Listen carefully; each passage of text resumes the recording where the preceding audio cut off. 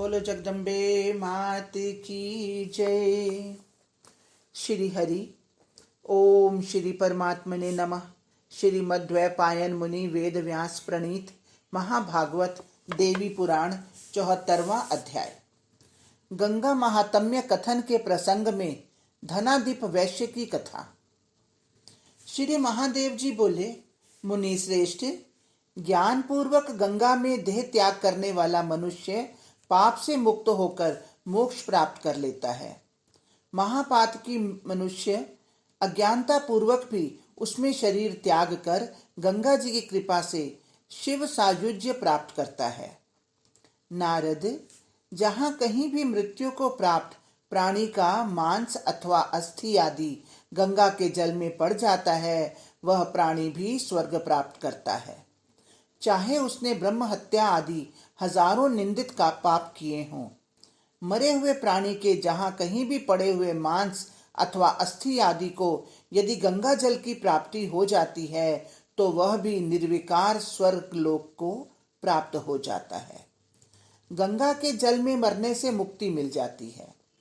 वाराणसी क्षेत्र में कहीं भी जल अथवा स्थल में मरने से मुक्ति प्राप्त हो जाती है और गंगा सागर संगम पर जल, स्थल और अंतरिक्ष, इन तीनों में कहीं भी मरने पर मुक्ति प्राप्त हो जाती है। मुने, अब मैं इस संदर्भ में एक कथा का वर्णन करूंगा, आप सावधान होकर सुनिए। मुने, यह आख्यान अत्यंत आश्चर्यजनक तथा श्रोता को सुख प्रदान करने वाला है। धनादीप नामक एक महापापी वैश्य था।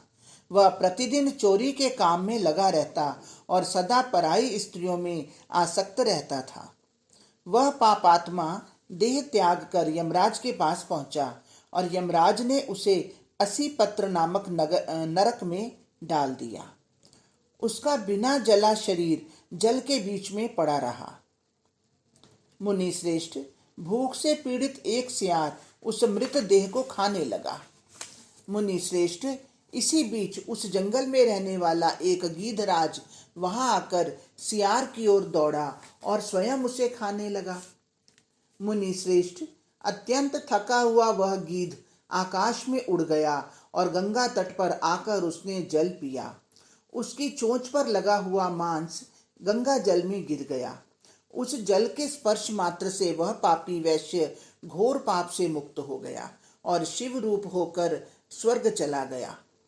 असीपत्र नरक के रक्षक वहां स्थित उस पापी को वहां से जाते हुए देखकर धर्मराज के पास आकर यह वचन कहने लगे।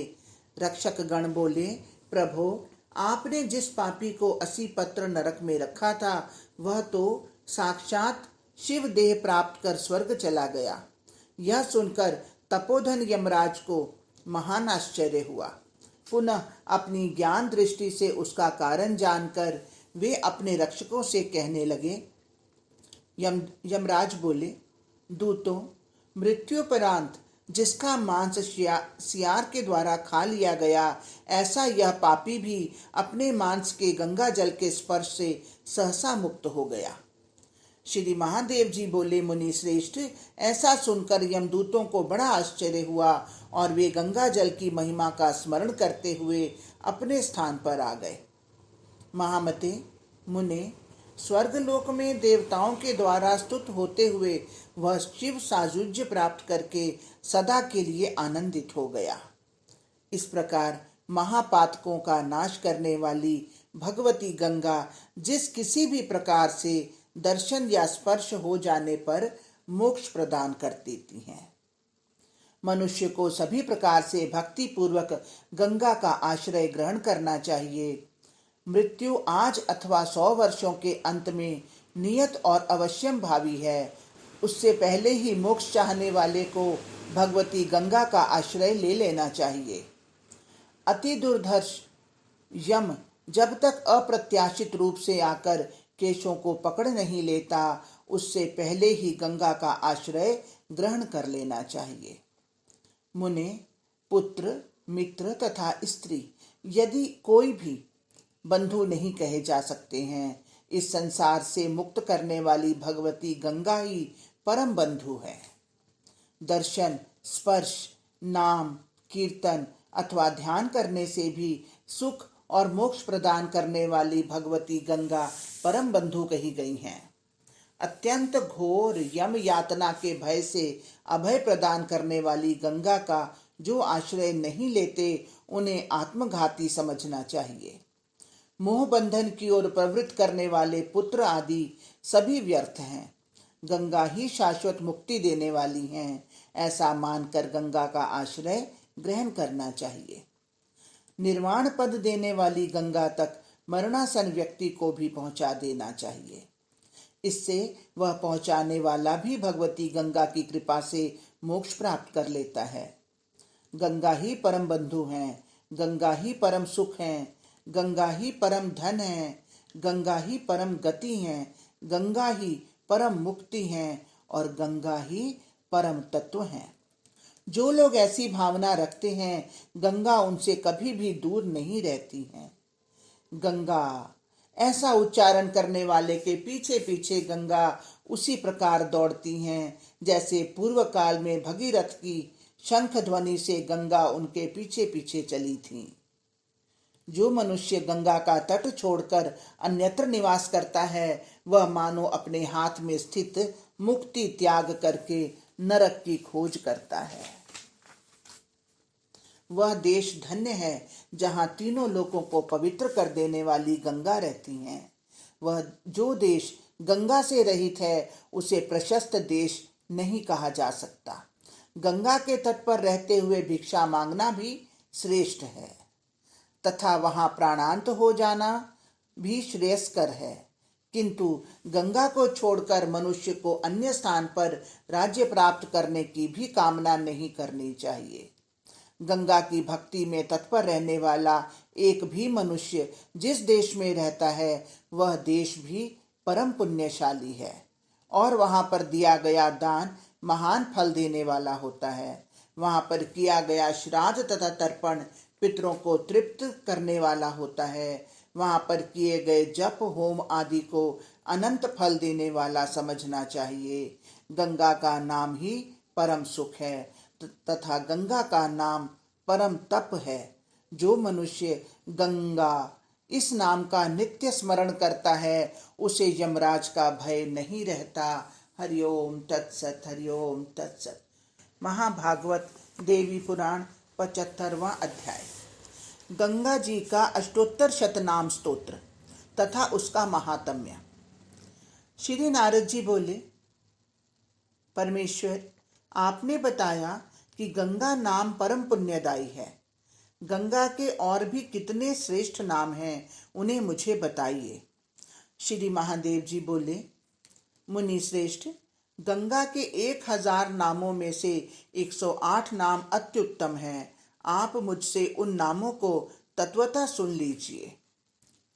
ओंकार स्वरूपिणी गंगा, त्रिपथ गा देवी, शंभु मौली विहारिणी, जाह्नवी, पापहंत्री, महापातक नाशिनी, पतितोद्धारिणी, स्तोत्रस्वती, परम वेगिनी, विष्णु पादाब्ज संभूता, विष्णु देह कृतालया, स्वर्गाबधि निलया, साध्वी, स्वर्णदी, सुरनिमग्ना, मंदाकिनी, महावेगा, स्वर्ण श्रृंग प्रभेदिनी, देव पूज्यात्मा, दिव्या, दिव्य स्थान निवासिनी, सुचारु नीर रुचिरा, महापर्वत भेदिनी, भागीरथी, भगवती, महामोक्ष प्रदायिनी, सिंधु संगता, शुद्धा, रसातल निवासिनी, महाभोगा, भोगवती, सुभगानंददायिनी, महापापहरा, पुण्या, परमालदायिनी, पार्वती, शिवपत्नी, शिव शीर्ष गतालया, शंभोर जटा मध्य गता, निर्मला, निर्मलानना, महाकलुषहंत्री, जहन्नुपुत्री, जगत प्रिया, त्रैलोक्य पाविनी, जगत पूज्यत्मा, चारु रूपिणी, जगदम्बिका, लोकानुग्रह कर्त्री, सर्वलोक दयापरा, याम्य भीति हरा, तारा, पारा, संसार तारिणी, ब्रह्मांड भेदिनी ब्रह्म कमंडलो कृतालया सौभाग्यदायिनी पुंसाम निर्वाण पददायिनी अचिंत्य चरिता चारु रुचिराति मनोहरा मर्तस्य स्थिता मृत्यु भयहा स्वर्ग मोक्ष प्रदायिनी पापापहारिणी दूरचारिणी वीची धारिणी कारुण्यपूर्णा करुणामयी दुरित नाशिनी गिरिराज सुता गौरी भगिनी गिरीश प्रिया मेनका गर्भ संभूता मैनाक भगिनी प्रिया आद्या त्रिलोक जननी त्रैलोक्य परिपालिनी तीर्थ श्रेष्ठतमा श्रेष्ठा सर्वतीर्थमयी शुभा चतुर्वेदमयी सर्वा पितृ संतृप्तिदायिनी शिवदा शिव सायुज्य दायिनी शिव वल्लभा तेजस्विनी त्रिनयना त्रिलोचन मनोरमा सप्तधारा शतमुखी सगरान्वयतारिणी मुनि सेव्या मुनि सुता जहनु जानु प्रभेदिनी मकरस्था सर्वगता सर्वाशुभ निवारिणी सुदृश्या चाक्षुषी तृप्तिदायिनी मकरालया सदानंदमयी नित्यानंददा नग पूजिता सर्वदेवाधिदेव परिपूज्य पदाम्बुजा।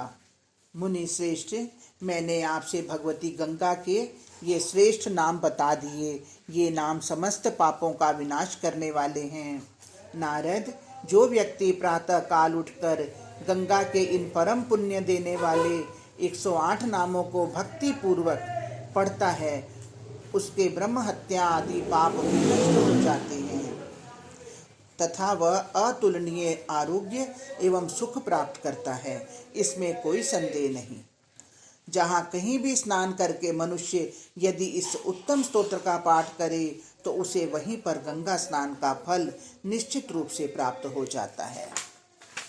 जो मनुष्य गंगा के 108 नामों वाले स्तोत्र का प्रतिदिन पाठ करता है, वह अंत में गंगा को प्राप्त होकर परम पद प्राप्त कर लेता है। जो मनुष्य गंगा में स्नान के समय भक्ति परायण होकर इसका पाठ करता है, वह हजारों अश्वमेध यज्ञों का फल प्राप्त करता है। पंचमी तिथि को इसका पाठ करने वाला मनुष्य वह फल प्राप्त करता है जो फल 10,000 गायों के दान का कहा गया है। कार्तिक पूर्णिमा को गंगा सागर संगम में स्नान करके जो मनुष्य इसका पाठ करता है, वह शिव तत्व को प्राप्त हो जाता है। यह सच है, इसमें कोई संशय नहीं है। स्वयं सर्वतीर्थमयी गंगा ने जहाँ समुद्र और तीर्थराज के साथ संगम किया है, उससे बढ़कर कोई तीर्थ नहीं। दूसरे स्थान के गंगा तीर्थ में ज्ञान से मुक्ति होती है, किंतु मुनि श्रेष्ठ, वाराणसी में भूमि पर अथवा जल में कहीं भी ज्ञान अथवा अज्ञान पूर्वक विज्ञान की प्राप्ति कही गई है। यहाँ स्थल पर गंगा जल में अथवा आकाश में ज्ञान या अज्ञान किसी भी तरह से शरीर का त्याग करके मनुष्य मुक्ति प्राप्त कर लेता है। मुने, वहाँ पर जो मनुष्य किसी अन्य पुरुषार्थ की इच्छा से भी देह त्याग करता है, वह भी महातीर्थ की कृपा से मोक्ष प्राप्त कर लेता है। मृत्यु ने मेरे केशों को पकड़ रखा है, ऐसा सोचकर मनुष्य को तीर्थों में सर्वश्रेष्ठ, मनुष्यों के सभी कार्यों को सिद्ध करने वाली शक्ति स्वरूपिणी जलमयी मूर्ति, लोकों का उद्धार करने वाली, अविद्या का नाश करने वाली तथा ब्रह्म विद्या प्रदान करने वाली भगवती गंगा का आश्रय ग्रहण करना चाहिए। मुनि श्रेष्ठ, इस प्रकार मैंने आपसे उत्तम, परम पवित्र, गुप्त तथा महापातकों का नाश करने वाले गंगा महात्म्य का वर्णन कर दिया। मुने, जो मनुष्य भक्ति से युक्त होकर इस उत्तम आख्यान को पढ़ता है अथवा सुनता है, वह भगवती गंगा के दिव्य धाम को प्राप्त हो जाता है, इसमें संदेह नहीं है। जिस स्थान पर पवित्र गंगा महात्म्य का पाठ किया जाता है, वहाँ पर गंगा सभी तीर्थों के साथ प्रत्यक्ष रूप से निवास करती हैं। यहाँ मनुष्य जो भी देव कार्य या पितृ कार्य करता है वह कर्म इस लोक में अक्षय फल देने वाला कहा गया है। मुने, यह पावन आख्यान जहाँ लिखा हुआ स्थित रहता है, पाप उस स्थान को भय के मारे स्पर्श तक नहीं करता, यह बात सत्य है, इसमें कोई संशय नहीं है। मरणासन स्थिति में पड़ा हुआ जो मनुष्य भक्ति पूर्वक इसका श्रवण करता है वह मृत्यु के अधीन नहीं होता और परम गति को प्राप्त होता है। एकादशी तिथि को स्नान करके जो व्यक्ति उपवास पूर्वक तुलसी या बिल्व वृक्ष के समीप बैठकर इसे ध्यान पूर्वक पढ़ता है वह परम गति प्राप्त करता है। मुने, जो मनुष्य पितरों के श्राद्ध के दिन ब्राह्मण के सानिध्य में इसका पाठ करता है उसके पितर शाश्वत तृप्ति प्रदान करते हैं। जो श्रेष्ठ मानव महाअष्टमी की अर्धरात्रि में इसे ध्यान पूर्वक पढ़ता है वह महादेवी गंगा की कृपा से परम आनंद को प्राप्त हो जाता है। मुनि श्रेष्ठ, इस आख्यान के पाठ का अनंत फल कहा गया है। संसार में इसके समान पुण्य प्रदान करने वाला कोई भी आख्यान नहीं बताया जाता है। यह आख्यान महापापों का हरण करने वाला तथा पुण्यतम से भी अधिक पुण्यदायी कहा गया है। इस आख्यान का श्रवण करके मनुष्य स्वर्गलोक प्राप्त कर लेता है, अर्थात परम गति को प्राप्त करता है। हरिओम तत्सत, हरिओम तत्सत। इस प्रकार श्री महाभागवत महापुराण के अंतर्गत श्री महादेव नारद संवाद में श्री गंगा देवी का अष्टोत्तर शतनाम पूर्वक महात्म्य वर्णन नामक 75वां अध्याय पूर्ण हुआ। हर हर गंगे, हर हर गंगे। जय गंगा मैया। श्रीमद्वैपायन मुनि वेद व्यास प्रणीत महाभागवत देवी पुराण 76वां अध्याय। काम रूप तीर्थ कामाख्या शक्तिपीठ के महात्म्य का वर्णन। श्री नारद जी बोले, प्रभु देव जगन्नाथ, आपके मुख कमल से भगवती गंगा के अतुलनीय महात्म्य को सुनकर मैं पवित्र हो गया, इसमें कोई संदेह नहीं है। परंतु आपसे काम रूप तीर्थ का महात्म्य अत्यंत विस्तार पूर्वक सुनना चाहता हूँ, अब आप उसे सुनाएं। श्री महादेव जी बोले, मुनि श्रेष्ठ, आप सावधान होकर सुनिए, मैं काम रूप तीर्थ का महात्म्य बताता हूँ। जहाँ प्रत्यक्ष फल देने वाली साक्षात भगवती शिवा स्वयं विराजमान है, मृत्यु लोक में इससे उत्तम कोई तीर्थ नहीं है। जहाँ गंधर्वों सहित देवगण तथा ब्रह्मादि श्रेष्ठ देवता प्रतिदिन आकर भक्ति पूर्वक पूजा करते हैं, और जहाँ पृथ्वी पर लोगों के कल्याण के लिए योनि रूप में महामाया पूर्णा आदि शक्ति परमेश्वरी लीला पूर्वक विराजती हैं। मुनि श्रेष्ठ, पूर्व में भगवती के प्रत्यक्ष दर्शन की इच्छा रखने वाले पितामह ब्रह्मा, विष्णु तथा भगवान शंकर ने उस कामाक्ष क्षेत्र में तप किया था। पूर्व काल में जहाँ मुनि श्रेष्ठ वशिष्ठ जी ने पुरस्चरण करके मंत्र की सिद्धि प्राप्त कर ली और वे दूसरे सृष्टिकर्ता की भांति हो गए। मुनि श्रेष्ठ, जो अन्य देवता, ऋषिगण तथा सिद्धगण अव्यावहत आज्ञा वाले हुए हैं, वे सभी भगवती कामाख्या की कृपा से ही हुए हैं। वे भगवती कामाख्या के महामंत्र का जप करके मंत्र सिद्ध हुए। उन्होंने आकाश में विचरण करने की शक्ति प्राप्त की। मुनि श्रेष्ठ, मनुष्य योनि रूपा अति गोपनीय भगवती कामाख्या के दर्शन, स्पर्श और पूजन करके जीवन मुक्त हो जाता है और दूसरे शंकर की तरह पृथ्वी तल पर विचरण करता है। नारद, वह देवताओं को भी दंडिता और पुरस्कृत करने में समर्थ हो जाता है। मुने, इंद्र आदि सभी प्रमुख देवगण उसकी आज्ञा के अधीन हो जाते हैं। उसके लिए तीनों लोकों में कुछ भी असाध्य नहीं है। जो मनुष्य योनि मंडल में जाकर परम देवी त्रिपुर भैरवी कामाख्या को भक्ति पूर्वक प्रणाम करता है, उसका ही जन्म सफल होता है। ब्रह्म हत्या करने वाला मनुष्य भी भगवती कामाख्या के पुण्य क्षेत्र का स्पर्श करने मात्र से उसकी कृपा से क्षण भर में पाप से मुक्त हो जाता है, इसमें कोई संदेह नहीं है। वत्स, भगवती कामाख्या का दर्शन देवताओं के लिए भी दुर्लभ है। जो व्यक्ति उनका दर्शन करता है वह देवताओं के द्वारा विशेष रूप से पूजित होता है।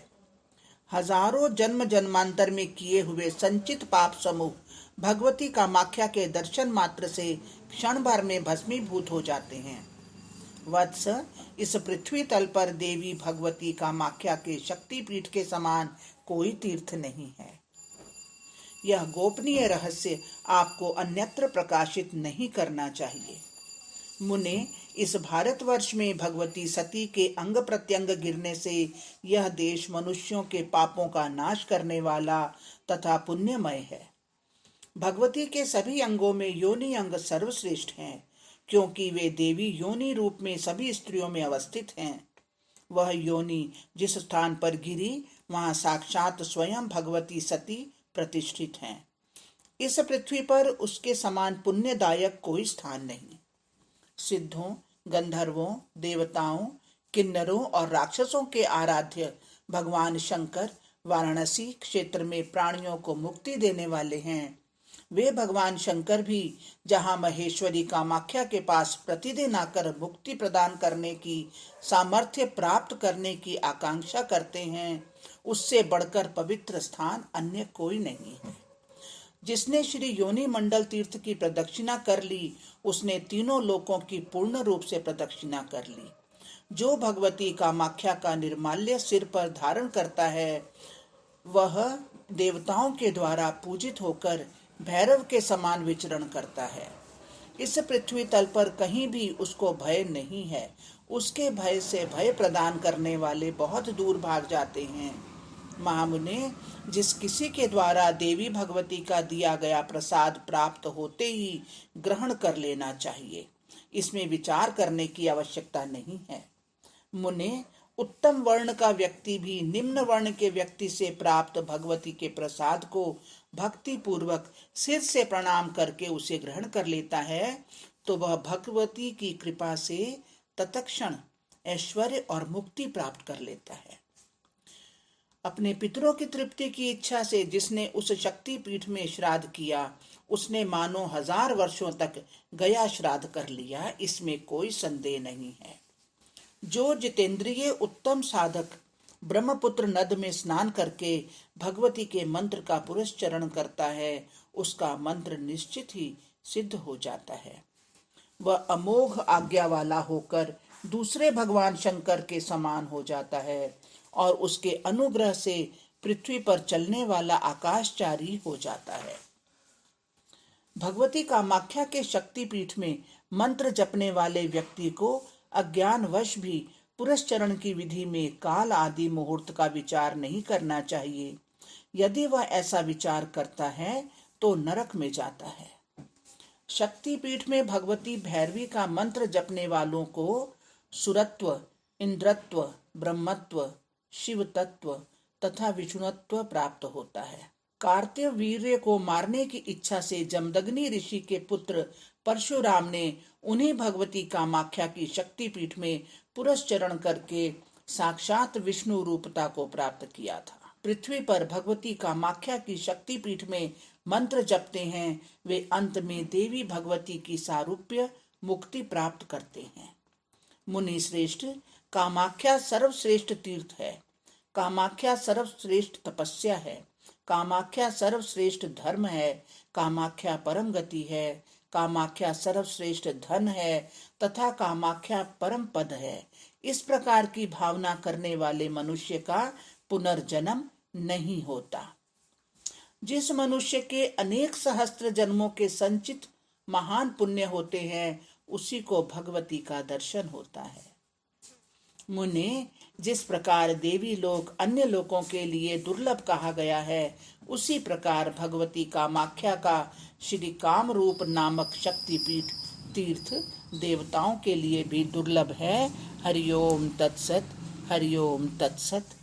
इस प्रकार श्री महाभागवत पुराण के अंतर्गत श्री महादेव नारद संवाद में कामाख्या महात्म्य वर्णन नामक 76वां अध्याय पूर्ण हुआ।